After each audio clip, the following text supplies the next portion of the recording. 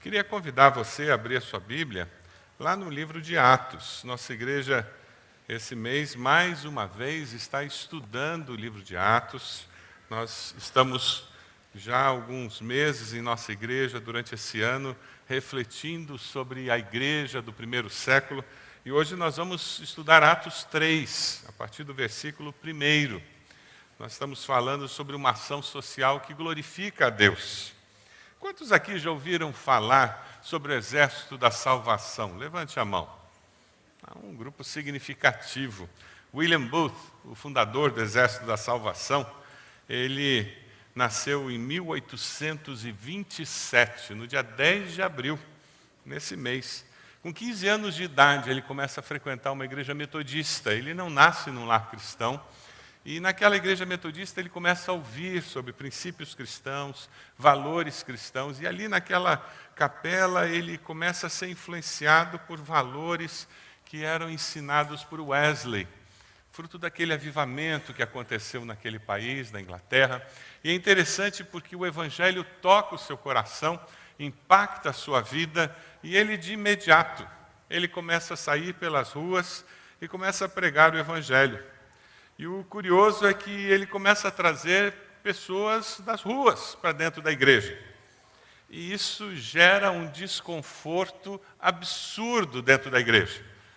Aquela igreja de classe média alta que ele frequentava não teve estômago para conviver com mendigos, com prostitutas que se convertiam. E isso gerou uma comoção incrível. Ele acabou saindo daquela igreja, porque ele foi rejeitado junto com aquelas pessoas que havia levado ao Senhor Jesus. É interessante porque nesse processo de lidar com a necessidade social das pessoas e apresentar o Evangelho, nós vemos surgir um movimento que hoje está presente em 124 nações.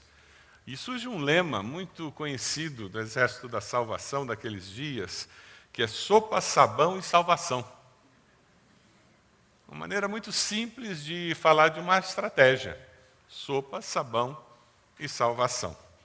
Se você tem ouvido falar da estratégia da Cristolândia, não é muito diferente, não. Aquele pessoal que está na Cracolândia, eles chegam para o culto e uma das primeiras coisas que é oferecida a eles é um bom banho, roupas limpas e uma boa refeição. E normalmente eles aceitam todas as ofertas. E através desse mudar exterior, eles começam a experimentar também a mudança que Jesus quer fazer no interior. É interessante porque quando nós encontramos Jesus e temos um encontro com esse Cristo que morreu na cruz pelos nossos pecados, a mudança interior promove uma mudança exterior. É a religiosidade aparente que não promove mudança. O triste é quando nós nos acostumamos tanto com o cristianismo nominal que nós começamos a achar que é cristianismo de fato. Aquele que é simplesmente rito, vazio, cheio de palavras bonitas, bem pensadas e elaboradas. Mas que na realidade não é um fluir do interior que se apresenta em boas obras no exterior. O texto que nós vamos ler, eu queria que você compartilhasse com a pessoa do lado, caso ela não tenha a Bíblia, está lá em Atos capítulo 3. Nós vemos as virtudes de Pedro e João ao lidar com um mendigo aleijado que estava na porta do templo. Certo dia, Pedro e João estavam subindo ao templo na hora da oração, às 3 horas da tarde. Estava sendo levado para a porta do templo, chamada Formosa, um aleijado de nascença, que ali era colocado todos os dias para pedir esmolas aos que entravam no templo. Vendo que Pedro e João iam entrar no pátio do templo, pediu-lhes esmola. Pedro e João olharam bem para ele, e então Pedro disse: olhe para nós. O homem olhou para eles com atenção, esperando receber deles alguma coisa, e disse: Pedro, não tenho prata nem ouro, mas o que tenho, isto lhe dou. Em nome de Jesus Cristo, o Nazareno, ande. Segurando-o pela mão direita, ajudou-o a levantar-se, e imediatamente os pés e os tornozelos do homem ficaram firmes. E de um salto pôs-se em pé e começou a andar. Depois entrou com eles no pátio do templo, andando e saltando e louvando a Deus. Quando todo o povo o viu andando e louvando a Deus, reconheceu que era ele o mesmo homem que costumava mendigar sentado à porta do templo chamada Formosa. Todos ficaram perplexos e muito admirados com o que lhe tinha acontecido. Vamos orar? Pai de amor, nós pedimos que o Teu Santo Espírito nos ajude a aplicar a Tua palavra à nossa existência. Nós não queremos, Deus, simplesmente alimento para o nosso intelecto. Nós não queremos simplesmente, Deus, alimento para as nossas emoções. Mas nós pedimos que o Senhor alimente a nossa alma e que esse alimento transborde, afetando as nossas emoções, influenciando o nosso intelecto, modificando assim toda a nossa existência, Senhor. Nós queremos ser transformados para que sejamos mais semelhantes ao Teu Filho Jesus, Senhor. Queremos ouvir Tua voz, Senhor. Por isso pedimos que o Senhor fale conosco. Nós oramos no nome de Jesus. Amém, Senhor. Amém. Ação social que glorifica a Deus, eu digo que é uma ação social que passa por sacrifício pessoal. O pastor Nathaniel acabou de compartilhar um momento de revelação de Deus na vida dele. Sim, revelação de Deus. Nós estamos acostumados, no meio batista particularmente, a usar esse tipo de terminologia. E foi uma revelação na beira do lixo. Uma revelação por causa de lixo. E Deus falou. E a convicção foi tal que mudou comportamento, mudou direção, e nós vemos o resultado disso. Porque essa revelação de fato veio de Deus. Deus falou com ele. É interessante porque quando Deus fala, e nós damos ouvidos ao que Deus fala, nós experimentamos uma demanda. E pode estar seguro, você vai sair do sofá. Você vai sair da sua zona de conforto. Porque algumas exigências entrarão na sua agenda. Veja o que aconteceu ali nos versículos 1, 2 e 3. Deus fala com Pedro e João numa situação completamente normal da vida. É curioso porque é assim que acontece. E Deus fala conosco, se nós queremos ouvir, na normalidade da vida, do lado do lixo. Deus fala conosco lá no trabalho. Deus fala conosco enquanto levamos os filhos na escola. Deus fala conosco enquanto nós estamos pagando as contas. Deus fala conosco enquanto estamos lendo a Bíblia. Mas Deus fala conosco nas situações normais da vida. Não espere só Deus falar com você quando você vem à igreja ou quando você vai a um acampamento. Não seja um desses cristãos que dependem de estar num ambiente religioso para ouvir Deus falar. A vida cristã fica muito restrita, muito limitada. Busque a Deus todo o tempo, em todo o tempo, e ouça a Deus falar com você em todo o tempo, porque então você vai descobrir que Deus quer que você viva a vida cristã na sua plenitude em todo o tempo, e não apenas dentro do ambiente religioso. É interessante porque aqueles dois, Pedro e João, foram desafiados a fazer o bem, não como simplesmente um evento, uma programação dos discípulos, mas eles estavam descobrindo que o fazer o bem deveria ser um reflexo do existir como discípulo de Jesus. Eles estavam indo, fazendo as coisas normais da vida, e eles terão que fazer o bem. Sabe quando você está atrasado para o trabalho? E você tem que fazer o bem.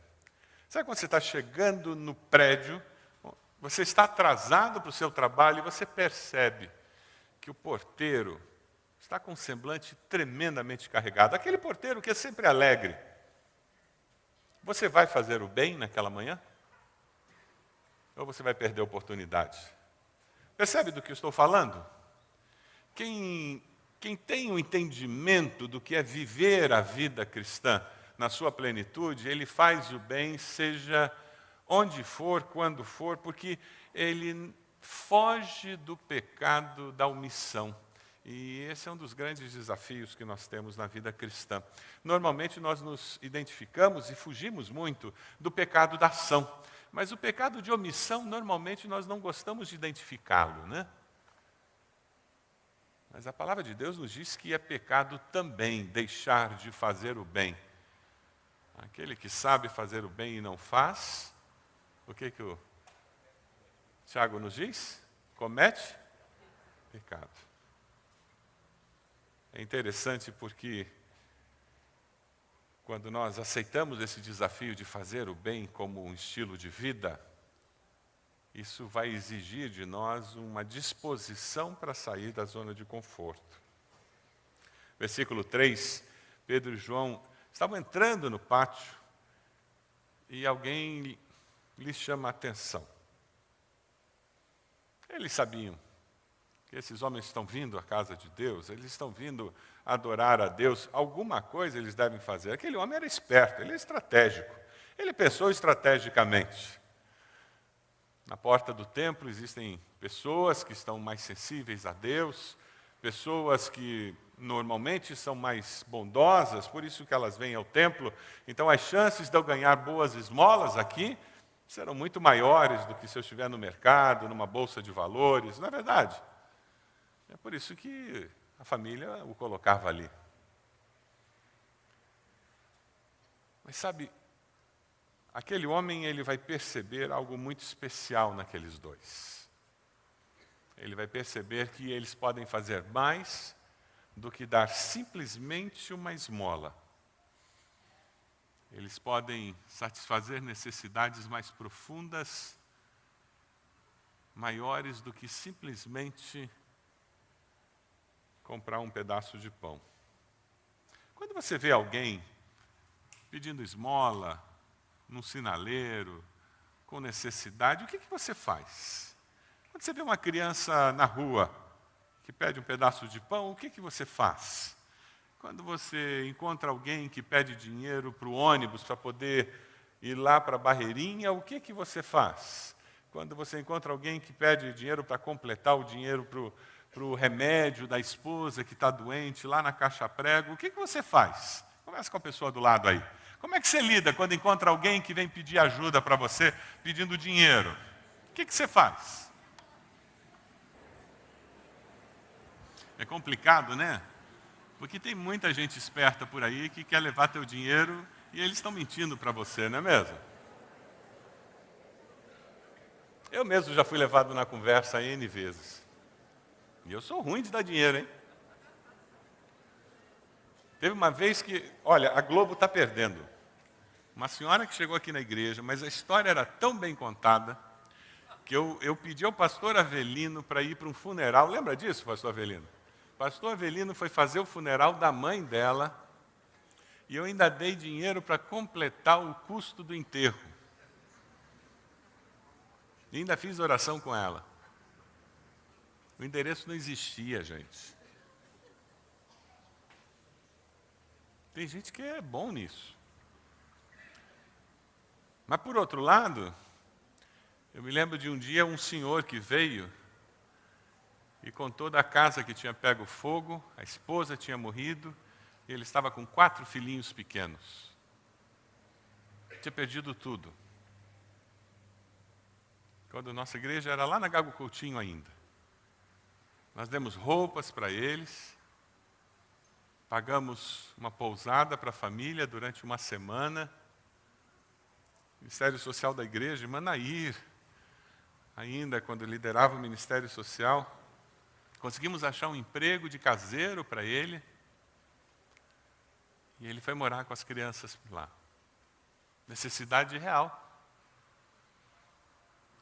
A grande alegria foi quando, 1 ano e meio, 2 anos depois, ele reapareceu,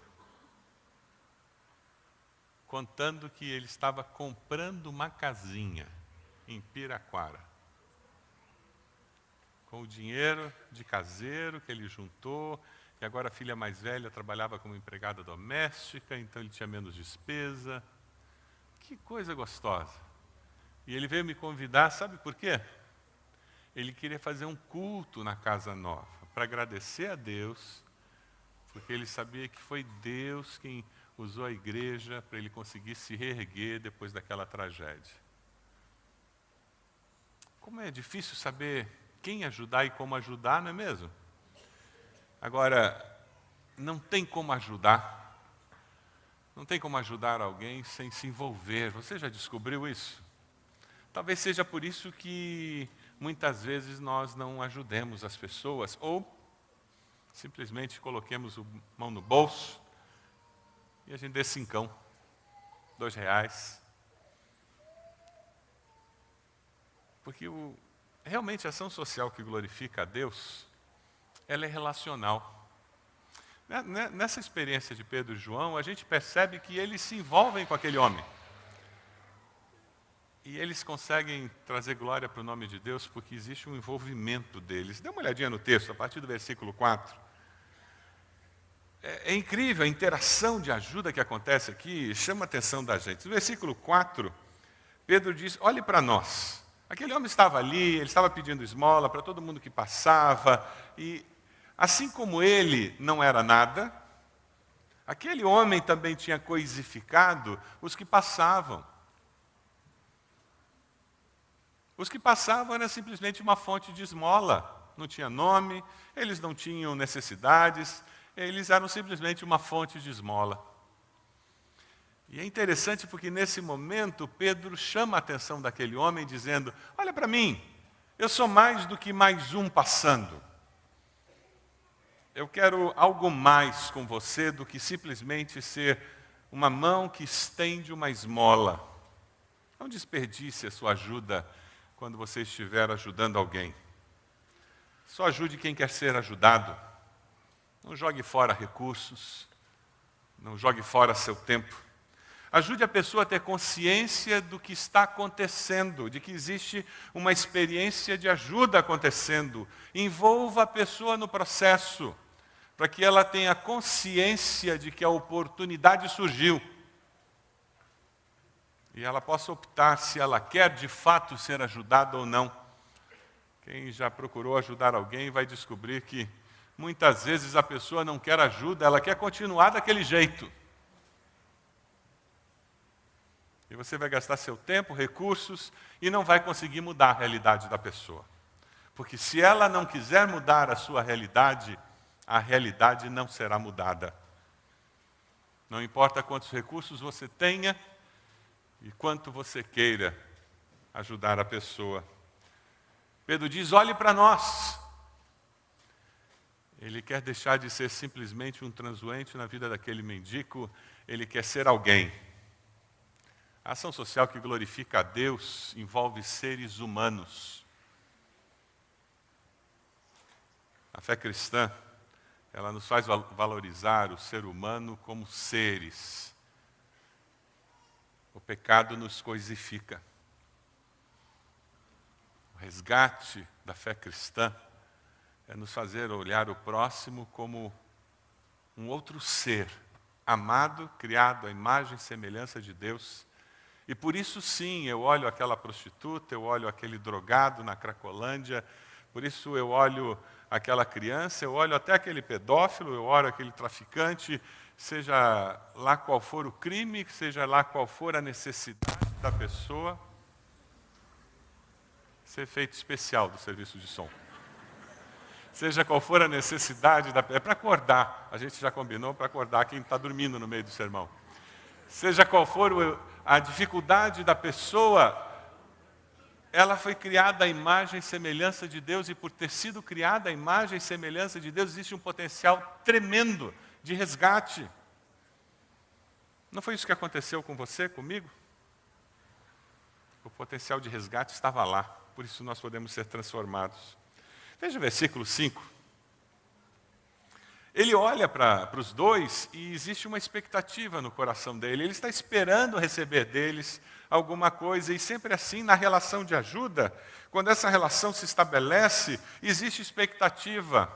Procure saber qual é a expectativa da pessoa, antes de oferecer qualquer coisa. Procure saber o que vai na mente da pessoa. Isso ajuda. Quem sabe a pessoa não faz ideia do que você pode fazer por ela. Quem sabe o seu mundo é tão limitado. Existe um mundo de possibilidades que essa pessoa talvez não faça ideia que existe. E é por isso que a vida dela é tão limitada. E você, quando entra numa relação de ajuda, você tem uma oportunidade divina de ampliar a visão dessa pessoa. No programa social que nós temos aqui do Primeiro Emprego, para muitos dos nossos jovens e adolescentes, é a primeira vez que alguns deles consideram a possibilidade de fazer um curso, talvez um curso técnico, quem sabe até um curso superior, talvez o primeiro na família, a imaginar a possibilidade de fazer um curso superior. A relação de ajuda sempre amplia as possibilidades. Mas converse com a pessoa. Não ofereça tudo o que você pode fazer sem antes estabelecer um vínculo com a pessoa. É o que Pedro faz ali no versículo 6. Ele percebe que o homem quer. O que o homem queria? Ou prata ou ouro. E ele, com muita sinceridade, o que ele diz? Tô duro. Uma das piores coisas que existe na relação de ajuda é a mentira. Você já recebeu uma promessa que não se cumpriu? Quem aí já ouviu uma promessa que não foi cumprida? Levanta a mão. Frustrante, não é mesmo? E particularmente quando você está numa relação de ajuda, isso quebra toda a confiança. De uma forma muito clara, diga: isso eu não posso fazer. Isso eu posso. Eu não tenho prata nem ouro. Reconheça as suas limitações. Ninguém pode dar o que não tem. Não faça promessas maiores do que você pode oferecer. Se você não tem tempo, diga que não tem tempo. Se não tem recursos, diga que não tem recursos. Diga até onde você pode ir, mas vá todo o caminho que você pode caminhar. Ofereça aquilo que você pode oferecer. Sabe por quê? Veja o versículo 6. Pedro diz: o que eu tenho, isto lhe dou. O que ele tinha? Ele tinha sua fé. Ele tinha a possibilidade de orar por aquele homem em nome de Jesus e curá-lo. Muito mais do que aquele homem podia esperar. Mas ele diz: o que eu tenho, eu dou. Decida abrir mão dos seus recursos e direitos, porque só ajuda o próximo quem está disposto a fazer alguma coisa pelo próximo. Eles perderam tempo ali. Eles podiam estar lá dentro já do templo. Eles correram o risco de ser mal compreendido pelas pessoas ao redor. Eles correram o risco de ser rejeitado por aquele mendigo que ia dizer: pare de tanta conversa, se não tem dinheiro, sai da frente que vocês estão me atrapalhando, tem gente passando, eu estou perdendo esmola. Aí no versículo 6 ele diz: em nome do Jesus, esse Jesus que nós cremos, o Nazareno, ande. E com autoridade, ele promove transformação, cura verdadeira. Com autoridade. Se você quer fazer transformação social, essa transformação social só acontece de forma permanente quando ela é feita em nome de Deus e com a autoridade de Deus. Você acredita nisso? Diga amém. O ser humano é muito limitado. O ser humano não promove transformação permanente.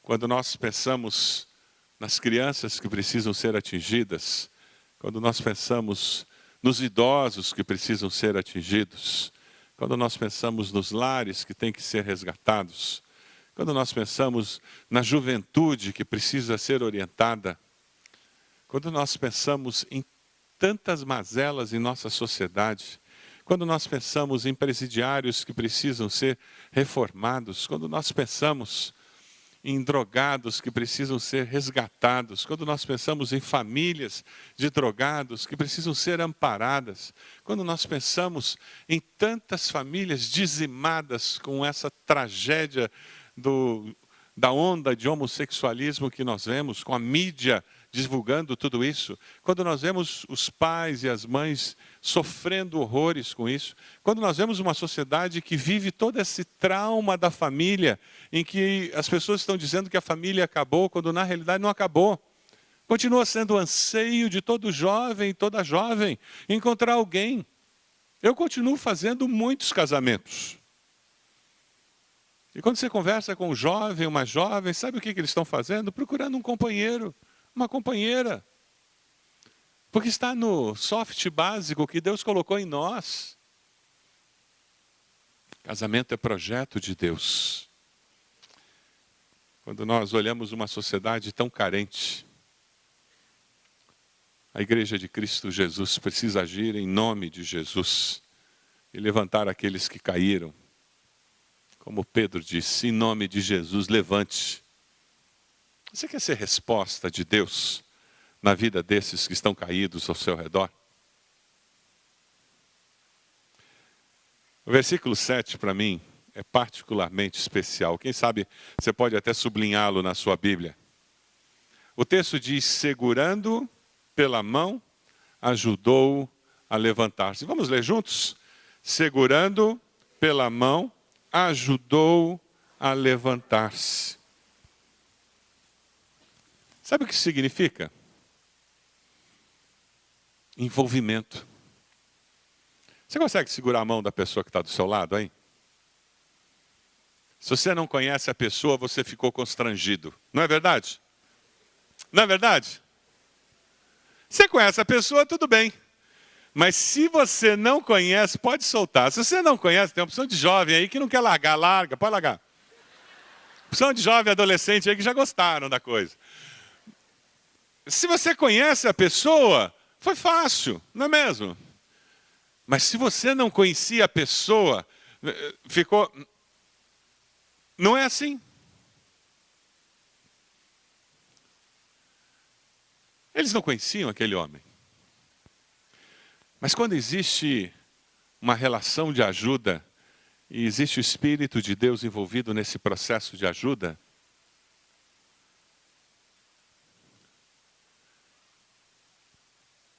esse envolvimento acontece naturalmente, porque o resgate só vai ocorrer se nós estendermos a nossa mão.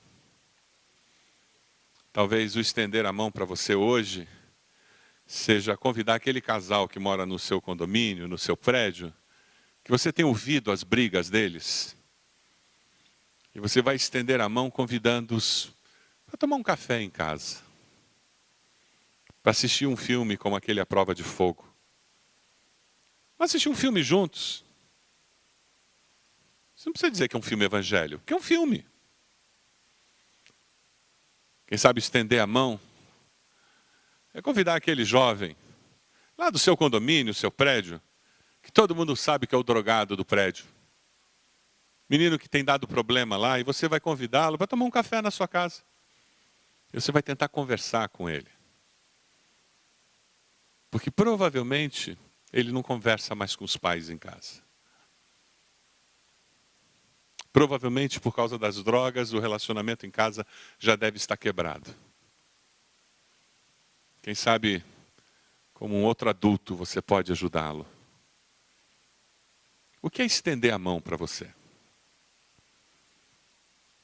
É fazer sua declaração de imposto de renda para o La Batista, ao invés de mandar para Brasília o dinheiro, daquele percentual que a lei permite, você vai deixar aqui no La Batista?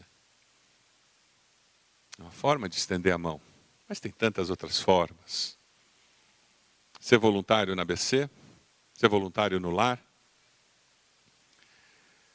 Envolver-se no processo de ajuda é uma decisão. É interessante porque quando nós, como cristãos, entendemos que a fé cristã ela se manifesta em ações que promovem transformação na vida do outro, que promove o bem na sociedade em que a gente está, que gera esse tipo de comoção, é interessante. Veja o versículo 9 e 10, dê uma olhadinha. Quando todo o povo viu andando e louvando, quando o povo vê o resultado, qual é a reação deles? Eles reconheceram, esse homem mendigava, agora está andando, o que é isso? Eles ficam perplexos, admirados.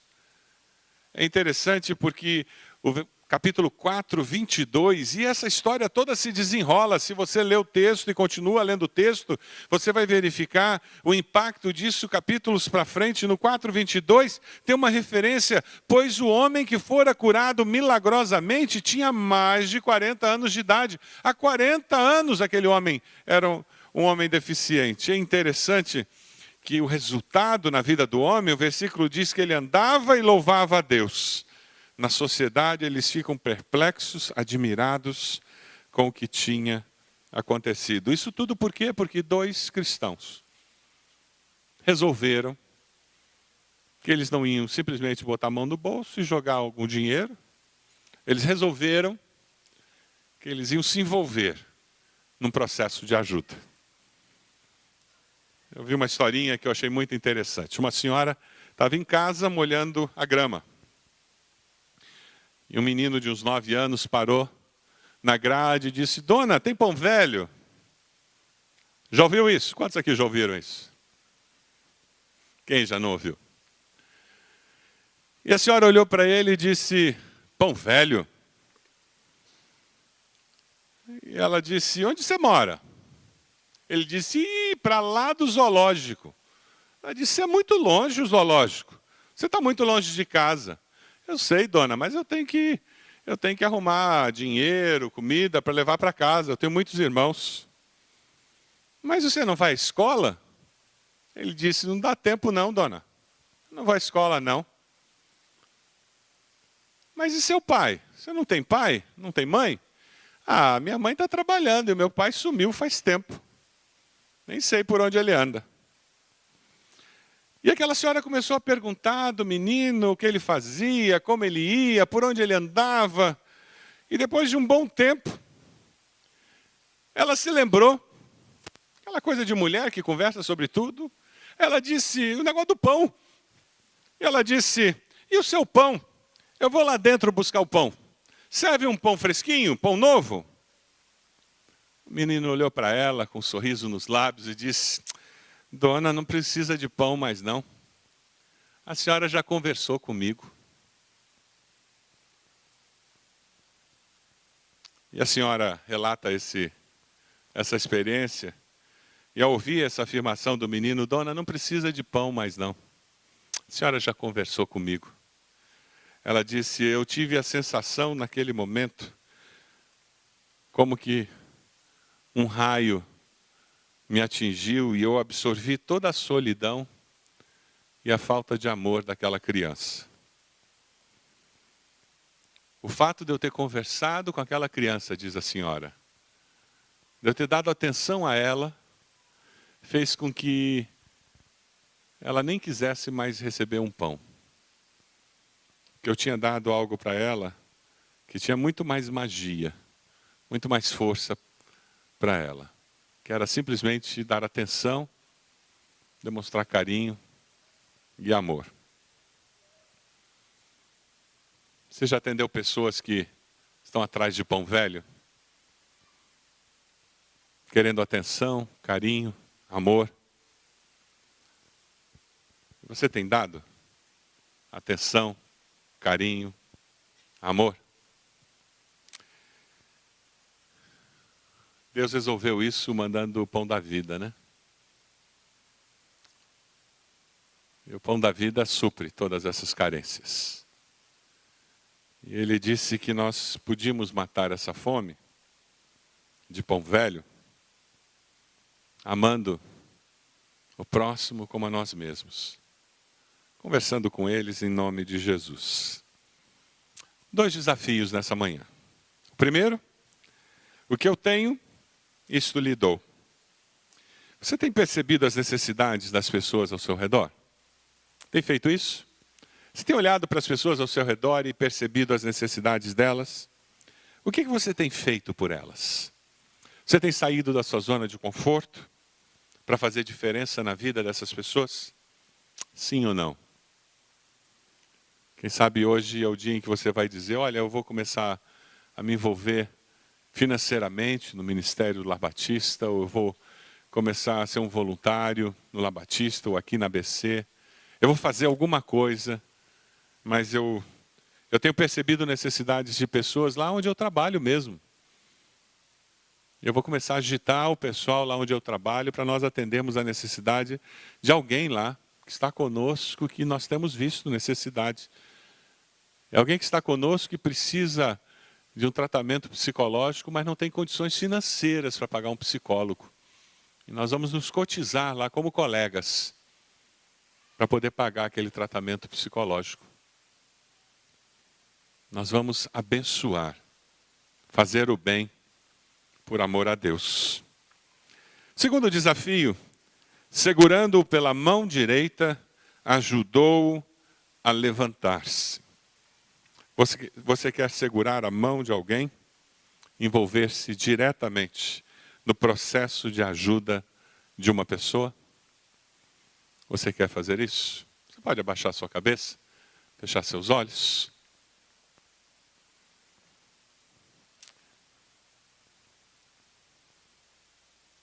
Você pode colocar a sua vida diante de Deus nesse momento. Esse é um domingo em que nós estamos refletindo sobre a nossa participação na obra social. Essa obra que promove transformação na vida de pessoas, na realidade da vida dessas pessoas, na realidade da nossa sociedade. Mais do que dar dinheiro, darmos-nos de nós mesmos. Promovermos mudança na vida de pessoas, mudando a realidade ao redor dessas pessoas. Quem sabe você está aqui e você está dizendo, Deus, muito obrigado, porque eu já tenho feito isso. Que privilégio. Eu tenho me dado, eu tenho contribuído, eu tenho investido tempo para promover esse tipo de transformação. Louve a Deus por isso. Agradeça a Deus porque Ele tem usado a sua vida para isso. Motivo de engrandecer o nome do Senhor. Quem sabe você está aqui hoje, e o Espírito de Deus está falando com você, que você precisa se envolver. Tanto contribuindo, quanto dando do seu tempo, usando suas habilidades. Quem sabe você vai dar aula de informática numa das casas do Lar Batista Esperança. Dá reforço escolar para alguns dos nossos meninos e meninas. Eu não sei o que você vai fazer, mas o Espírito Santo de Deus vai confirmar no seu coração a decisão que tem que ser tomada. Nós vamos cantar um hino que fala sobre dá-me tua visão, Senhor. E você vai ser desafiado a sair do seu lugar, vir até aqui à frente, colocando-se de joelhos, dizendo, Deus, eu ouvi a tua voz, eu estou assumindo um compromisso novo. Quem sabe você vai trazer aqui à frente aquele seu vizinho, aquele casal que você vai convidar para tomar café na sua casa, porque você quer promover transformação de vida na vida deles, abençoando-os. Quem sabe aquele colega do trabalho, que você vai conversar com todo mundo ao redor para abençoá-los. Eu não sei qual a decisão que Deus está colocando no seu coração, mas eu sei que Deus quer usar a sua vida para promover transformação. Vamos ficar de pé? Enquanto nós ficamos de pé e começamos a cantar, eu quero convidá-la. Vem até aqui, coloque-se de joelhos e nós vamos orar por você, pedindo a bênção do Senhor sobre a sua vida. Pode vir. E nós vamos começar a cantar enquanto você está vindo. Coloque-se de joelhos aqui na frente e nós vamos orar por você. Pode vir. Se tu olhares, Senhor, para dentro de mim, nada encontrarás de bom, mas um desejo eu tenho de ser transformado. Preciso tanto do teu perdão. Dá-me um novo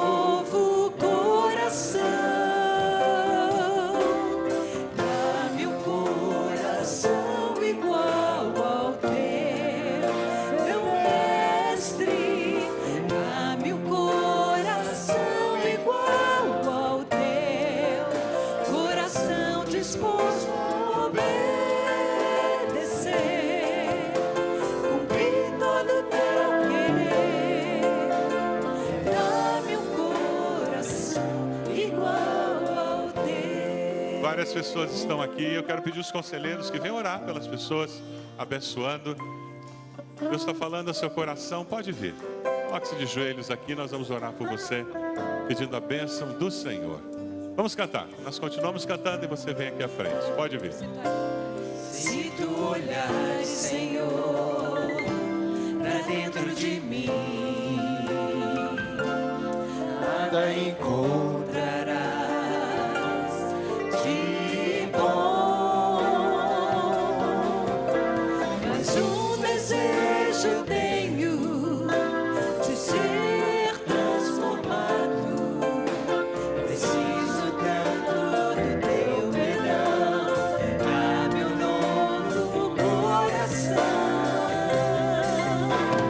dá-me um coração igual ao teu, meu mestre, dá-me um coração igual ao teu, coração disposto a obedecer, cumprir todo o teu querer, dá-me um coração igual ao teu.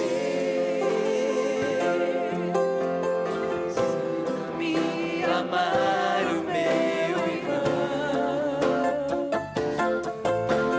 olhar com teus olhos, perdoar com teu perdão, enche-me com teu espírito, enche-me dos meus caminhos.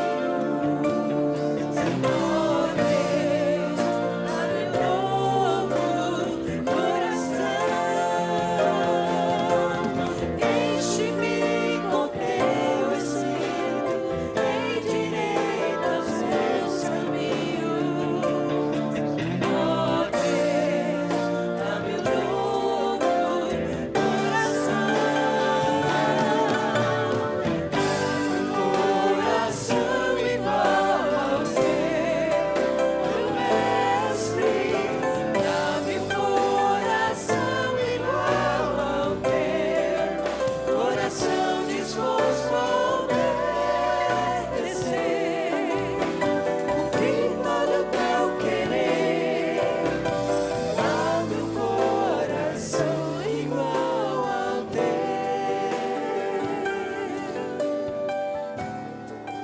Deus amado, nós te louvamos,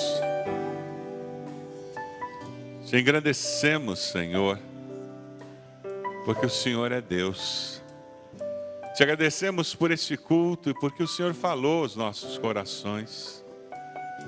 Te damos graças por esses 25 anos de existência do Lar Batista Esperança, pelas vidas das crianças que foram abençoadas pelo lar, crianças que hoje já foram adotadas, crianças que hoje já se tornaram adultas, que têm os seus próprios lares. Senhor, nós te louvamos por isso. Te louvamos pelos pais sociais que passaram pelas nossas casas. Abençoa-os onde quer que eles estejam. Te louvamos pelos pais sociais que hoje servem ao Senhor ali. Te louvamos pela irmã Sônia. Te louvamos, ó Deus, pelo pastor Nataniel, pelos seus filhos. Pedimos tua bênção sobre o pastor Nataniel, irmã Márcia. Toma-os em tuas mãos. Ó Deus amado, nós em nome de Jesus pedimos que o Senhor continue abençoando o lar e toda a obra que ele realiza. Te damos graças, Senhor, por esses irmãos e irmãs que estão aqui à frente, dizendo: eu quero ser usado por Deus para glorificar o nome de Deus através da minha vida. Toma-os em tuas mãos, Senhor. Usa suas vidas para impactar a nossa sociedade. Use suas vidas, Senhor, para abençoar outras vidas. Ó Deus amado, pedimos que o Senhor nos leve com a certeza de que o Senhor está conosco, com a segurança da tua bondade e do teu amor. Nós oramos assim, no nome de Jesus. Amém.